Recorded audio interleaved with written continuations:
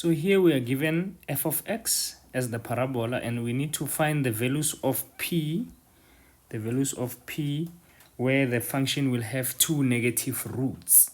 Remember, the effect of p is to move the graph left and right, to the left being plus, to the right being added. I mean, to the right being a minus. So for us to have negative roots, right? Two negative roots, our function must turn somewhere on the left, which means we know that this function must move to the left, right? So we know that the value of p is positive. So we know that, okay, p will be a positive number. That's what we know for now, so that it can move to the left. Ne? So let's see. If I move this point there, 5 units there, the graph will now be something like that. It will be going through the origin, right? So it will have one negative root and 0. The other root will be 0, right?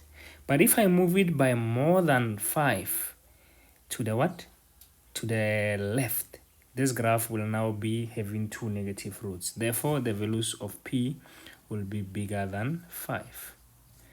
All right, if they said two positive roots, then p must be less than -1, né? Because we are on -1. If we move it by maybe -2 is going to be on 1. Do you see it? Remember, minus is to the right.